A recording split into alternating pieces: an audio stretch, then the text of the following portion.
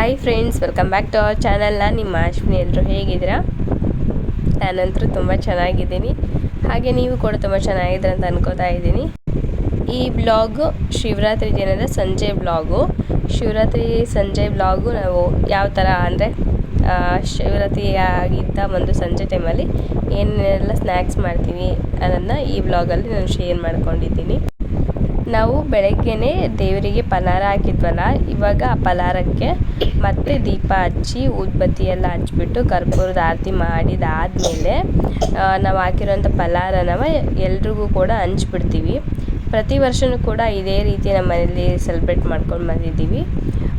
ಇವಾಗ ಕಾಯಿ ಇತ್ತಲ್ವ, ಸೊ ಚಿಕ್ಕದಾಗಿ ಎಲ್ಲ ಕಾಯಿನೂ ಕೂಡ ಹೆಚ್ಚಿ ಒಂದು ಪರಾತದಲ್ಲಿ ಹಾಕಿಟ್ಟಿದ್ದೀನಿ. ಇವಾಗ ನಮ್ಮ ಮನೆಯವರು ದೀಪ ಹಚ್ತಾ ಇದ್ದಾರೆ. ಹೊರಗಡೆ ದೀಪ ಹಚ್ಬಿಟ್ಟು ಮತ್ತು ಒಳಗಡೆನೂ ದೀಪ ಹಚ್ಚಿ ದೇವರಿಗೆ ಆರತಿ ಎಲ್ಲ ಮಾಡಿ ಊದ್ಬತ್ತಿ ಎಲ್ಲ ಬೆಳಗಿದಾದಮೇಲೆ ನಾವು ಏನಲ್ಲಿ ಹಾಕಿದ್ದೀವಿ ಪಲಾರನ ಅದನ್ನು ಸ್ವಲ್ಪ ಮನೇಲಿ ಎತ್ತಿಟ್ಬಿಟ್ಟು ಇನ್ನು ಮಿಕ್ಕಿದ್ದೆಲ್ಲ ಹೊರಗಡೆ ತೊಗೊಂಡೋಗ್ಬಿಟ್ಟು ಅಲ್ಲಿ ಹೊರಗಡೆ ಎಲ್ರಿಗೂ ಕೂಡ ಹಂಚ್ಬಿಡ್ತೀವಿ. ಇದು ಒಂದು ರೀತಿ ನಮ್ಮ ಮನೇಲಿ ಪ್ರತಿ ವರ್ಷ ಶಿವರಾತ್ರಿ ಹಬ್ಬದಲ್ಲಿ ಒಂದು ನಡೆಯುವಂಥ ಒಂದು ಆಚರಣೆ ಅಂತಲೇ ಹೇಳ್ಬೋದು ನಮ್ಮ ಮನೆಯಲ್ಲಿ.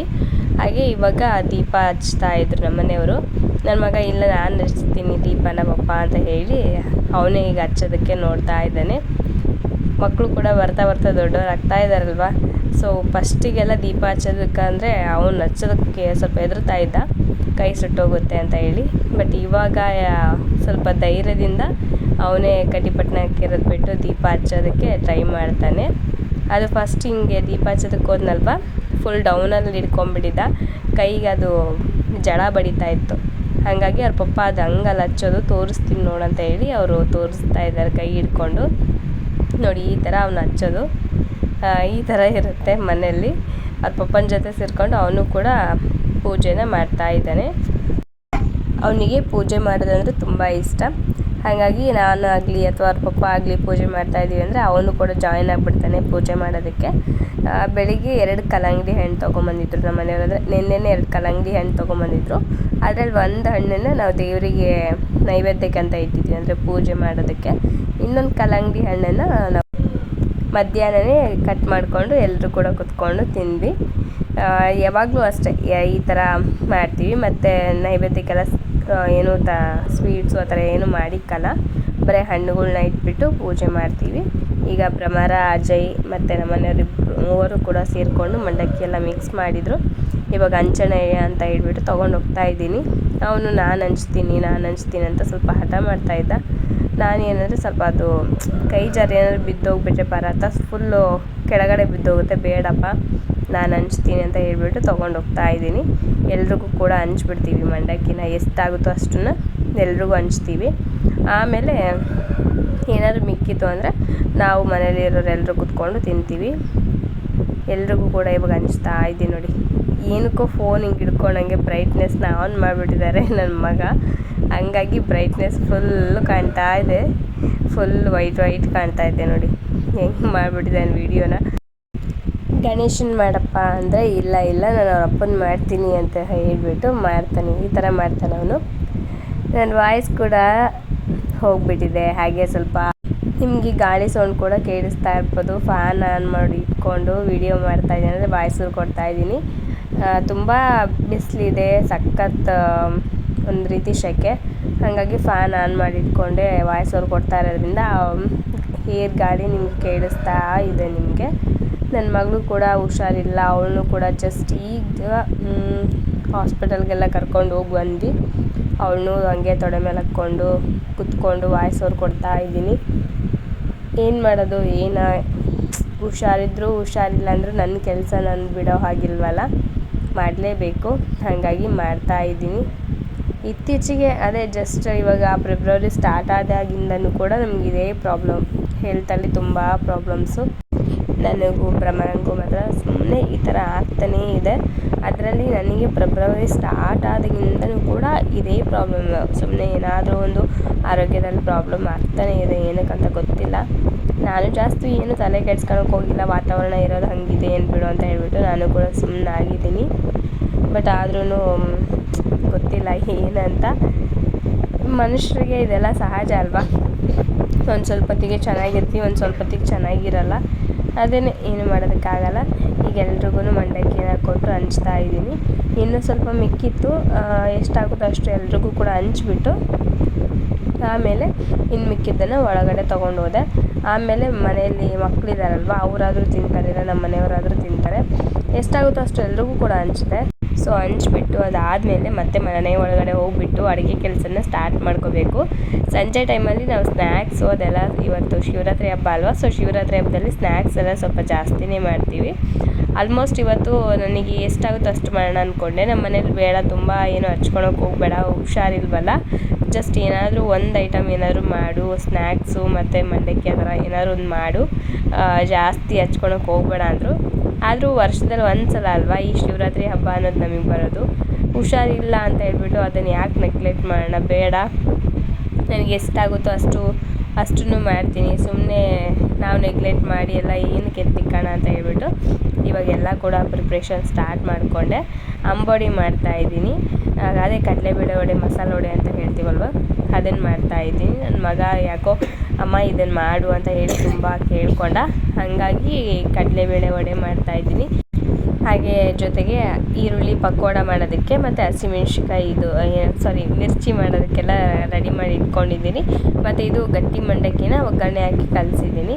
ಹಾಗೆ ಈ ಮಂಡಕ್ಕಿನ ತೋಯಿಸಿ ಕಲಸಿದ್ದೀನಿ. ಇಷ್ಟು ಇವತ್ತು ಮಾಡ್ತಿರೋವಂಥದ್ದು. ಮತ್ತು ಇನ್ನೂ ಬೇರೆ ಆಲೂಗಡ್ಡೆ ಬೋಂಡ, ಸೌತೆಕಾಯಿ ಬೋಂಡ ಅದೆಲ್ಲ ಮಾಡ್ತಾಯಿದ್ದೆ. ಅದನ್ನೆಲ್ಲ ಮಾಡೋಣ ಅಂದ್ಕೊಂಡೆ. ನಮ್ಮ ಮನೇಲಿ ಇಷ್ಟಕ್ಕೆ ಸಾಕಮ್ಮ, ಇಷ್ಟೊಂದು ಮಾಡೋದಕ್ಕೆ ಹೋಗಬೇಡ, ಜಾಸ್ತಿ ಹೊತ್ತು ನಿಲ್ಲಬೇಡ, ಯಾಕಂದರೆ ಹುಷಾರಿಲ್ವಲ್ಲ, ಸುಮ್ಮನೆ ಏನಕ್ಕೆ ಇಷ್ಟೊಂದೆಲ್ಲ ರಿಸ್ಕ್ ಹಚ್ಕೋತೀಯ ಅಂತ ಎಲ್ಲ ಹೇಳಿದ್ರು. ಮತ್ತು ಇದೆಲ್ಲ ಮುಗಿದ್ಮೇಲೆ ಮತ್ತೆ ಹೊರಗಡೆ ಹೋಗಬೇಕು, ದೇವಸ್ಥಾನಕ್ಕೆ ಹೋಗೋಣ ಅಂದ್ಕೊಂಡೆ. ಹಾಗಾಗಿ ಇವಾಗ ಇದನ್ನೆಲ್ಲ ಮುಗಿಸ್ಕೊಂಡು ಮಕ್ಕಳಿಗೂ ತಿನ್ನಿಸ್ಬಿಟ್ಟು ಆಮೇಲೆ ನಾನು ಸ್ವಲ್ಪ ತಿಂದುಬಿಟ್ಟು ಇವಾಗ ಆ ದೇವಸ್ಥಾನಕ್ಕೂ ಕೂಡ ಹೋಗಬೇಕು.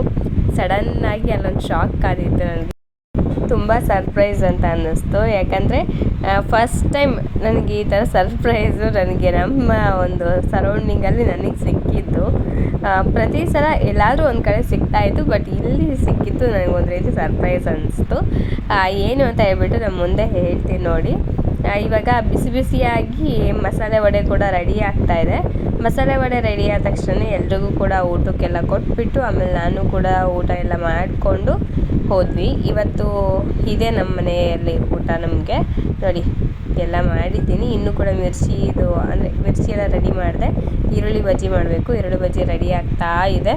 ಬಿಸಿ ಬಿಸಿ ಬೋಂಡ ಇದೆಲ್ಲ ನೋಡ್ತಾ ಇದ್ದರೆ ಆಹಾ, ತಿಂತಾಯಿದ್ರೆ ತಿಂತಾನೇ ಇರಬೇಕಂತ ಅನಿಸುತ್ತೆ. ಅಷ್ಟು ಚೆನ್ನಾಗಿ ಬಂದಿದ್ದಾವೆ ಎಲ್ಲವೂ ಕೂಡ. ಮಿರ್ಚಿ ಆದ್ರೂ ಅಷ್ಟು ಸೂಪರಾಗಿ ಬಂದಿದ್ದವು. ಇಲ್ಲಿ ನೋಡಿ ಆನಿಯನ್ಸ್ ಪಕೋಡ ಕ್ರಿಸ್ಪಿಯಾಗಿರುತ್ತೆ. ತಿನ್ನೋದಕ್ಕೂ ಕೂಡ ಹಾಗೆ ತಿಂತಾಯಿದ್ರೆ ಸುಮ್ಮನೆ ಖಾಲಿ ಆಗ್ತಾ ಇರುತ್ತೆ, ಅಷ್ಟು ಚೆನ್ನಾಗಿರುತ್ತೆ. ಇದನ್ನು ಸ್ವಲ್ಪ ಜಾಸ್ತಿ ಮಾಡಿದ್ರೆ ಇನ್ನೂ ಕೂಡ ಎಲ್ಲರೂ ಖಾಲಿ ಮಾಡಿಬಿಡೋರು. ಆದರೆ ನಾನು ಸ್ವಲ್ಪನೇ ಎಲ್ಲದನ್ನು ಕೂಡ ಮಾಡಿದೆ. ಒಂದೇ ಥರದ್ದು ಮಾಡಿ ಏನಕ್ಕೆ ಸುಮ್ಮನೆ ಕೈ ಬಿಡೋಣ. ಇವತ್ತು ಸ್ಪೆಷಲ್ ಡೇ ಅಲ್ವಾ, ಸೊ ಸ್ಪೆಷಲ್ ಡೇನ ಸ್ವಲ್ಪ ನಮಗೆ ಎಷ್ಟಾಗೋದು ಅಷ್ಟು ಸ್ಪೆಷಲಾಗಿ ಮಾಡ್ಕೊಳ್ಳೋದು ಬೆಟರ್ ಅಲ್ವಾ. ಹಾಗಾಗಿ ಈ ಥರ ಮಾಡ್ತಾಯಿದ್ದೀನಿ. ಈರುಳ್ಳಿ ಬಜ್ಜಿ ಮಾತ್ರ ಏನು ನಾನು ಜಾಸ್ತಿ ಹಾಕಿಲ್ಲ ಇಂಗ್ರೀಡಿಯೆಂಟ್ಸು. ಒಂದು ಸ್ವಲ್ಪ ಕಡಲೆ ಹಿಟ್ಟು, ಖಾರದ ಪುಡಿ, ಒಂಚೂರು ಕರಿಬೇವಿನ ಸೊಪ್ಪನ್ನ ಹಾಗೆ ಸಣ್ಣದಾಗಿ ಕಟ್ ಮಾಡಿ ಹಾಕಿದ್ದೀನಿ. ಹಾಗೆ ಈರುಳ್ಳಿ ಉದ್ದಕ್ಕೆ ಕಟ್ ಮಾಡಿರುತ್ತೆ ಈರುಳ್ಳಿ, ಒಂದು ಸ್ವಲ್ಪ ಉಪ್ಪು, ಇದಿಷ್ಟನ್ನು ಹಾಕಿ ಎಲ್ಲ ರೆಡಿ ಮಾಡಿ ಎಣ್ಣೆಲಿ ಹಾಕಿ ಕಲ್ತಿರೋವಂಥದ್ದು ಅಷ್ಟೇ. ಇವಾಗ ನಾನು, ಮಕ್ಕಳು ಮತ್ತು ನಮ್ಮ ಮನೆಯವರು ಎಲ್ಲರೂ ಕೂಡ ಈಗ ದೇವಸ್ಥಾನದ ಹತ್ರ ಹೋಗ್ತಾ ಇದ್ದೀವಿ. ನಮ್ಮ ಮನೆ ಹತ್ರ ಇರೋಂಥ ಆನೆಕೊಂಡ ಬಸವಣ್ಣನ ದೇವಸ್ಥಾನಕ್ಕೆ ಹೋಗ್ತಾ ಇದ್ದೀವಿ. ಇಲ್ಲಿ ಏನಾಯಿತು ಅಂದರೆ ನಾವು ಪ್ರತಿ ವರ್ಷವೂ ಕೂಡ ಈ ದೇವಸ್ಥಾನಕ್ಕೆ ಹೋಗ್ತಾ ಇದ್ವಿ, ಓಕೆನಾ. ಸೊ ಈ ದೇವಸ್ಥಾನಕ್ಕೆ ಹೋದಾಗ ಎಷ್ಟು ಚೆನ್ನಾಗಿ ಅಲಂಕಾರ ಮಾಡಿರ್ತಿದ್ರು ಅಂದರೆ, ಅಭಿಷೇಕ ಮಾಡೋದು ಅಲಂಕಾರ ಅಷ್ಟೇ ಸಕ್ಕತ್ತಾಗಿ ಮಾಡಿರ್ತಾಯಿದ್ರು. ಇವತ್ತು ಈ ಥರ ಬರ್ತಾ ಇದ್ವಿ. ಇವತ್ತು ಶಿವರಾತ್ರಿ ಹೌದೋ ಅಲ್ವೋ ಅನ್ನೋ ರೀತಿ ನಮಗೆ ಡೌಟ್ ಆಗ್ತಾಯಿತ್ತು. ಯಾಕಂದರೆ ಲೈಟಿಂಗ್ಸ್ ಇಲ್ಲ, ಏನೂ ಇಲ್ಲ, ಇದೇನು ಒಂದು ರೀತಿ ಬಿಕೋ ಅಂತ ಇದೆಯಲ್ಲ ಅಂದ್ಕೊಂಡು ಬಂದ್ವಿ. ಸೊ ಇದು ಏನಾಗಿದೆ ಅಂತಲೂ ಕೂಡ ನಮಗೆ ಕ್ಲಿಯರಾಗಿ ಗೊತ್ತಿಲ್ಲ, ಓಕೆನಾ. ಸೊ ಬಂದ ತಕ್ಷಣವೇ ಇಲ್ಲಿ ನೋಡಿದರೆ ಬಸವಣ್ಣನ ದೇವಸ್ಥಾನ. ಸೊ ಬಸವಣ್ಣನ ದೇವಸ್ಥಾನನ ಕ್ಲೋಸ್ ಮಾಡಿದ್ದಾರೆ, ಆಯಿತಾ. ಅಲ್ಲೂ ಕೂಡ ಲಾಕ್ ಮಾಡಿದ್ದಾರೆ.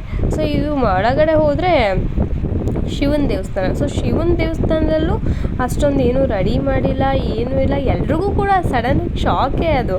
ಯಾಕಂದ್ರೆ ಪ್ರತಿ ವರ್ಷವೂ ಕೂಡ ಫುಲ್ಲು ಒಂದು ರೀತಿ ಗ್ರ್ಯಾಂಡಾಗಿ ಸೆಲೆಬ್ರೇಟ್ ಮಾಡ್ತಿದ್ದಂಥದ್ದು ಇದೇನಪ್ಪ ಇಷ್ಟು ಸಿಂಪಲಾಗಿ ಪ್ರತಿ ಸೋಮವಾರ ಇಲ್ಲಾಂದರೆ ಯಾವಾಗೋ ಒಂದು ಇದರಲ್ಲಿ ಮಾಡ್ದಂಗೆ ಮಾಡಿದಾರಲ್ಲ ಅಂತ ಹೇಳ್ಬಿಟ್ಟು ನಮಗೆ ಶಾಕ್ ಆಯಿತು. ಸೊ ಅದಾದಮೇಲೆ ನಮ್ಗೆ ಗೊತ್ತಾಯಿತು ಇಲ್ಲೇ ಪಕ್ಕದಲ್ಲಿ ಅಂದರೆ ಈ ದೇವಸ್ಥಾನದಿಂದ ಸ್ವಲ್ಪ ಮುಂದೆ ಹೋದರೆ ಆಂಜನೇಯನ ದೇವಸ್ಥಾನ ಇದೆ. ಸೊ ಆಂಜನೇಯನ ದೇವಸ್ಥಾನದಲ್ಲಿ ಶಿವನ ಕೂರಿಸಿದ್ದಾರೆ. ಸೊ ಅದು ಗೊತ್ತಾಯಿತು. ಅದು ಯಾಕೆ ಹಂಗೆ ಮಾಡಿದ್ರು ಅಂತ ಗೊತ್ತಿಲ್ಲ. ಸೊ ಅಲ್ಲೆಲ್ಲ ಹೋಗಿ ದೇವ್ರ ದರ್ಶನ ಮಾಡಿಕೊಂಡು ಬಂದ್ವಿ.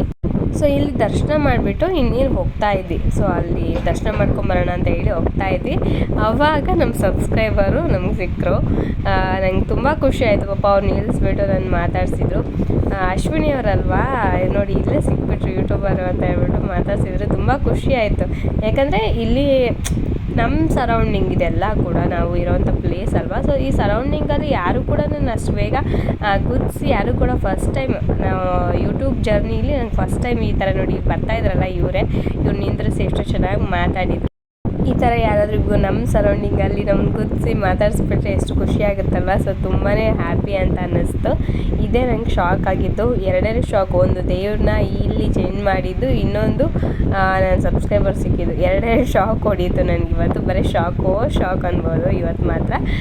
ಇವಾಗ ನೋಡಿ ಏನಕ್ಕೆ ಈ ಥರ ಮಾಡಿದ್ರು ಅಂತ ನಿಜವಾಗ್ಲೂ ಗೊತ್ತಿಲ್ಲ. ಅಕಸ್ಮಾತ್ ದಾವಣಗೆರೆಯವರಾಗಿದ್ದರೆ ನೀವು ಈ ವಿಡಿಯೋ ನೋಡಿದರೆ ದಯವಿಟ್ಟು ಕಾಮೆಂಟ್ ಮಾಡಿ ತಿಳಿಸಿ ಏನಕ್ಕೆ ಶಿವನ್ನ ಆಂಜನೇಯ ದೇವಸ್ಥಾನದಲ್ಲಿ ಪ್ರತಿಷ್ಠಾಪನೆ ಮಾಡಿಬಿಟ್ಟು ಪೂಜೆ ಮಾಡಿದರು ಅಂತ ಹೇಳಿ.